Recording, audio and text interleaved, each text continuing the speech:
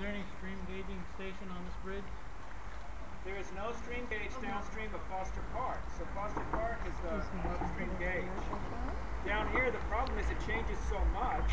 The channel's here now, but it might be over there next year after the flood. It's hard to get a cross section. So this right up here is the 101. I'm going to do a couple more real quick. Or is it the 33? I just want to go over some 101. issues. What I want to go over. Yeah, okay, we don't have to read them. This instrument, Part of what we do, this is a connectivity. Excuse me, this is pH. So you can imagine everyone's heard of pH that comes over, anything with water quality, pH.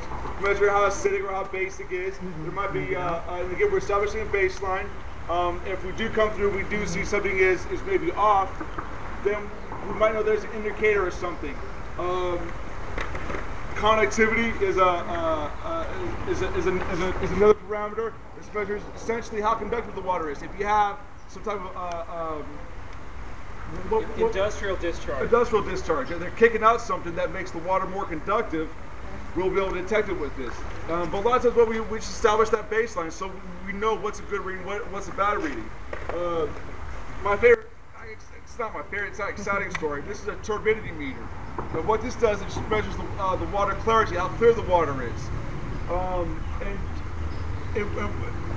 thing that I kind of expanded on my personal knowledge being with StreamTeam is actually not to jump to conclusions a lot of times.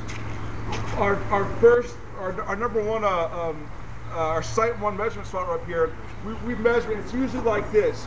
One weekend we go down there and the water is completely cloudy, and this reading for our turbidity should be 0, like almost clear. That's ideally what it should be, and it was brown.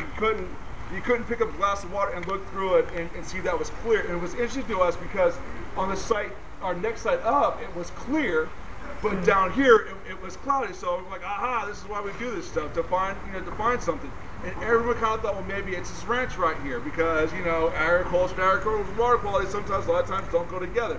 That was our hypothesis. So me and another guy, we hiked all the way up to find this spot. And eventually, we hiked past the farm. That wasn't it. And it was actually too far up that we couldn't determine where it was coming from. We maybe think of another discharge pipe up there. But our original hypothesis was wrong. And that's why I enjoy doing this, because it challenges your preconceptions. You make hypotheses, your hypotheses are wrong, we'll then move on. And that's why I like to do this. It takes the guesswork. If you're going to be ignorant about stuff, you're not going to get what you want when it comes to restoring the water. You have to know who the pollutants are and who are the good guys and who are the bad guys. Because a lot of times it's not your preconceived notions.